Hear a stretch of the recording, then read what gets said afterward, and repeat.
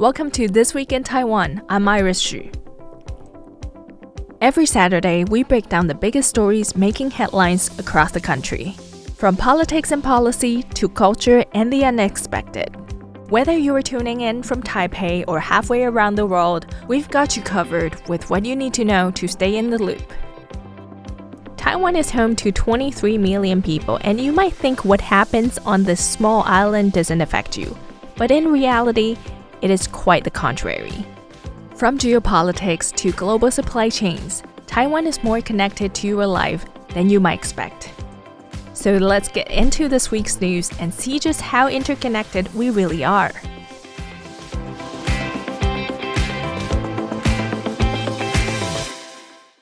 Vice President Hsiao Bi-khim urges European countries to expand their collaboration with Taiwan and to oppose the use of force in the Taiwan Strait.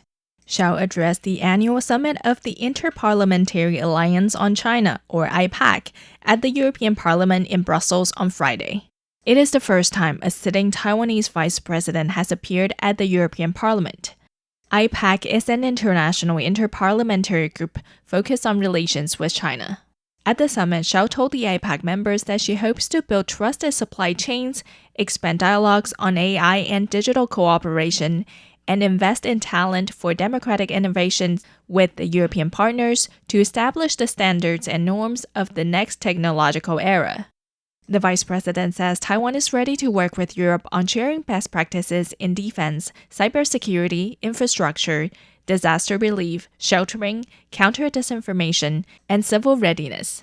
At the end of her speech, she called on the IPAC members to continue supporting Taiwan's participation in international organizations and uphold the principles that are common expectations of humanity and of the UN Charter, which prohibits the threats or use of force to resolve disputes.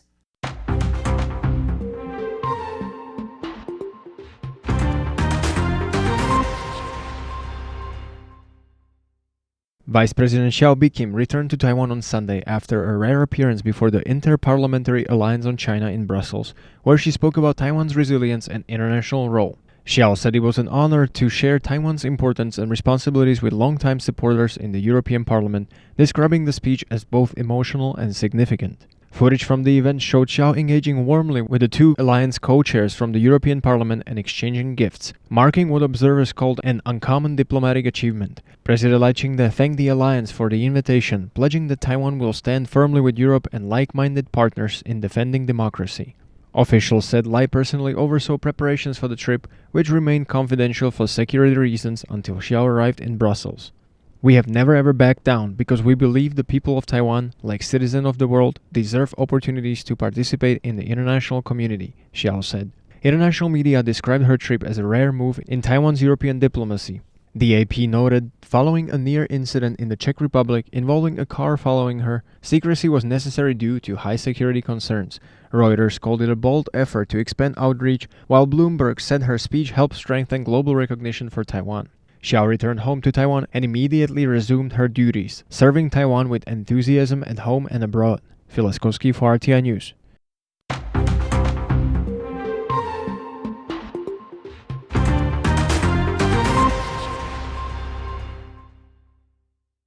President Lai Ching-te announced on Saturday that Taiwan's National Health Insurance, or NHI, will surpass 1 trillion NT dollars, or $31 billion in the 2026 budget, aiming to enhance healthcare services and retain medical professionals. Speaking at the opening of the 2025 Taiwan Medical Week Academic Conference, Lai said the proposed budget reflects a policy of high estimates to strengthen care quality and public health.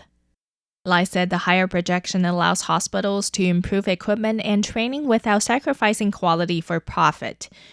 He urged healthcare managers to raise salaries and uphold fair pay principles, noting that the government has already increased compensation for staff at public medical institutions by 3%. The president emphasized that the plan encourages different pay for different work to reward more complex medical services. Recounting his transition from doctor to politician during the 1996 Taiwan Strait crisis, Lai said his political philosophy remains rooted in medical ethics, honesty, pragmatism, and problem-solving. Lai also highlighted the 5-year Health Taiwan initiative, which allocates 48.9 billion NT dollars or $1.5 billion US dollars to cancer prevention and treatment, including expanded screening and a new cancer drug fund aimed at reducing the nation's cancer mortality rate by 1/3 by 2030.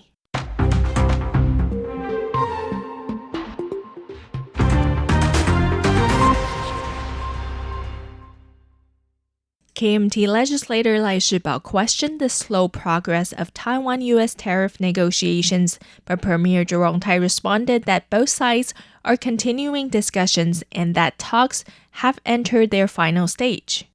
Negotiations between the United States and Taiwan have been ongoing since U.S. President Donald Trump's reciprocal tariff policy took effect on August 7th. Taiwan currently faces a temporary 20% tariff rate under a cumulative framework, making the outcome of the talks a major point of concern for industry observers. During a legislative session on Tuesday, Lai noted that Japan and South Korea had already finalized their tariff agreements with Washington, while Taiwan's talks appear stalled. He pressed the government to clarify when an agreement could be reached and whether it could be completed by the end of the year. Cho replied that the negotiations are in close coordination and near completion, but said the timetable must be aligned with the U.S. side. Both Taiwan and the United States hope to move as quickly as possible. This is not something our side alone can decide. If I were to set a date, I would have an expectation, but the U.S. cannot simply follow our timeline. We will do our best to move quickly, and I assure you that there should be some progress soon. Meanwhile, Economic Minister Gong Min-shin said the U.S. reciprocal tariffs are broad-based rather than country-specific. He added that if the U.S. Supreme Court ultimately overturns the measures, Taiwan will assess the impact on global trade and seek remedies for affected businesses.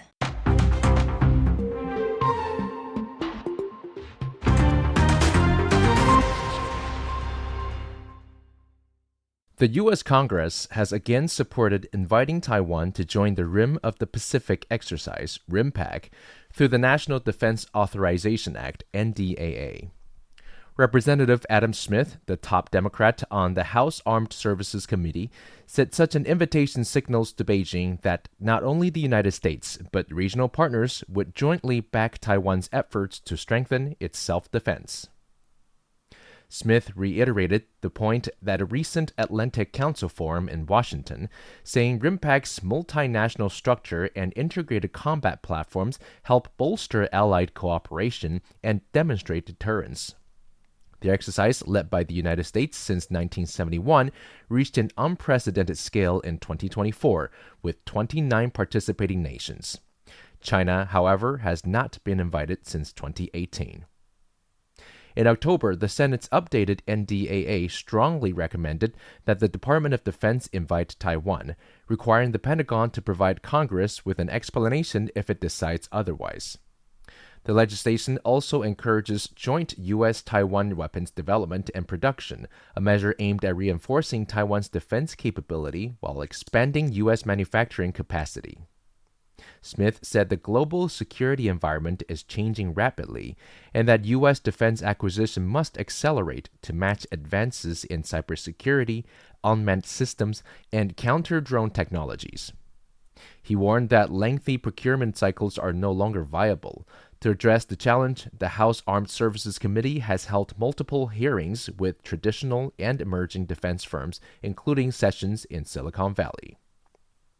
According to CNA, Smith said China claims Taiwan is pushing for independence, but he sees no indication that Taipei intends to directly challenge Beijing.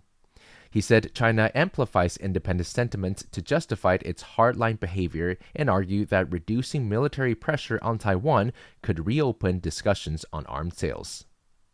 He added that Congress's stance is not merely unilateral support, but a strategic alliance signal, internalizing the Taiwan Strait issue and warning Beijing that any conflict would involve not just the United States, but a broad coalition of Indo-Pacific partners.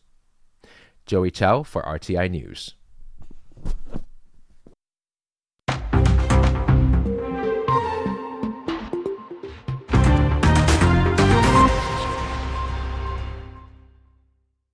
In response to the Chinese Foreign Ministry's criticism of Vice President Hsiao Bi-khim's recent trip to Europe to attend the Inter-Parliamentary Alliance on China, or IPAC, the Foreign Ministry reasserted Taiwan's status as a sovereign and independent nation and emphasized that the two sides of the Taiwan Strait are no subordinate to one another.